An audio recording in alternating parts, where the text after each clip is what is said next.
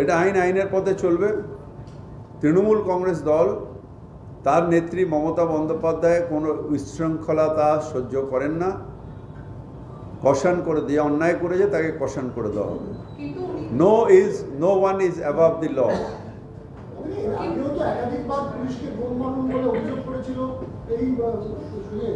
শোনেন, সারাদিন ধরে যখন বিজেপির নেতারা একজন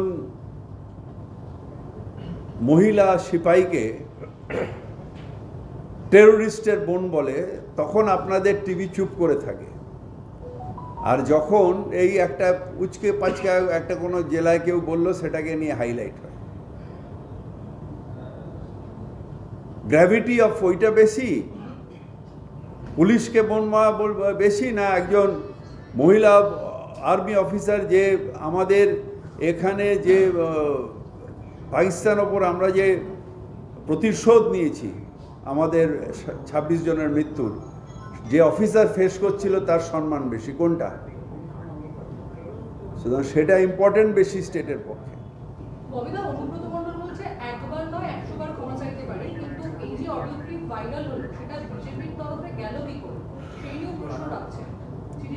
সেটা আমি অনুব্রত মণ্ডলের মুখপত্র নই, আমি এটা জানি না।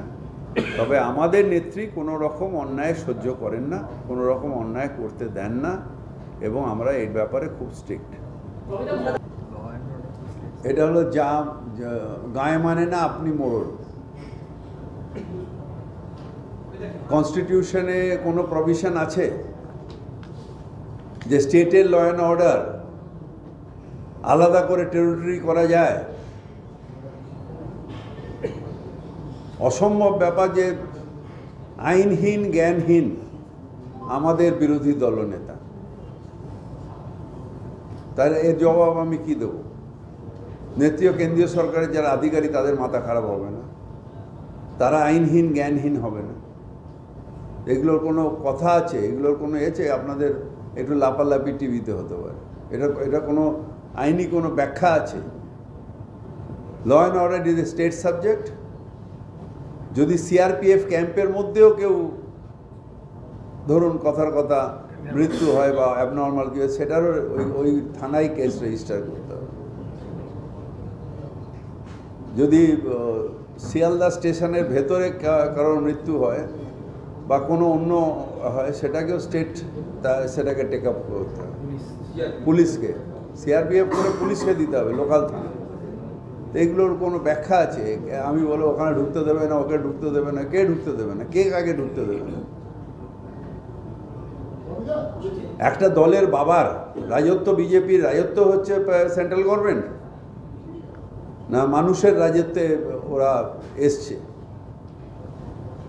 এমন যেন দেখাচ্ছে, যেন মনে হচ্ছে যে ইয়ে করে দিচ্ছে। এগুলো সব হচ্ছে টিভিতে তার নিজের পাবলিসিটির জন্য, হেডলাইন করার জন্য।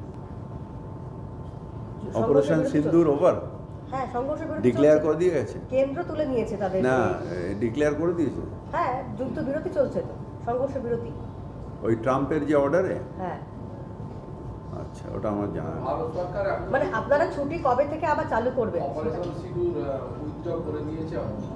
অপারেশন সিঁদুর উইথড্র হয়েছে, আমি এটা শুনিনি।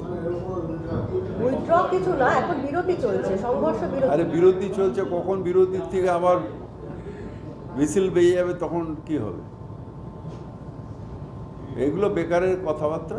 আমরা অল টাইম অল টো আছি। বিশেষ করে আমার পৌরসভা নিয়ে আমি বলতে পারি যে আমরা সবসময় রেডি আছি, যেহেতু বর্ষা আসছে, এমনি আমাদের এটা এমার্জেন্সি সিচুয়েশনে রয়েছে। সব ইন্টারনাল পলিটিক্স, যত ভোট আসবে এগুলো বাড়তে থাকবে, একে দিয়ে ফোন করাবে, ওকে দিয়ে ফোন করাবে। Law and order is a problem of police. Law and order is a problem of police. Law and order is a problem of police, municipality নয়। সুতরাং যদি উনি কমপ্লেন করে থাকেন, ডায়েরি নাম্বার দিতে বলেছি, ডায়েরি নাম্বার দিলে আমি পুলিশকে ধরবো যে কেন হয়নি। এগুলো সব ফেক ফোন আসতে থাকে। আমরা এখানে রয়েছি শরিকে শরিকে গণ্ডগোল, পার্টিতে পার্টিতে গণ্ডগোল, এটা এন্টারটেন করার জন্য নয়। আমি এখানে রয়েছি ডপ টু মেয়র হচ্ছে পৌর পরিষেবার কোথায় কোথায় ঘাটতি আছে, সেই পৌর পরিষেবা যাতে আমরা ঠিক মতন দিতে পারি। সব জায়গায় আমরা পৌঁছতে পারি না, অনেক মানুষের আছেন যেখানে অসুবিধা আছে। এখন দিনকে দিন দেখা যাচ্ছে পৌর পরিষেবার ফোন কম আসছে, শরিকি গণ্ডগোল, দলের ভেতরের কোনো কারোর সাথে কারোর বা কোনো এই কী বলে এই ফেক ফোন, বেশিরভাগই শরিকি গণ্ডগোলের ফোন আসছে। আরেকটা হচ্ছে যে কলকাতা পুলিশের বিরুদ্ধে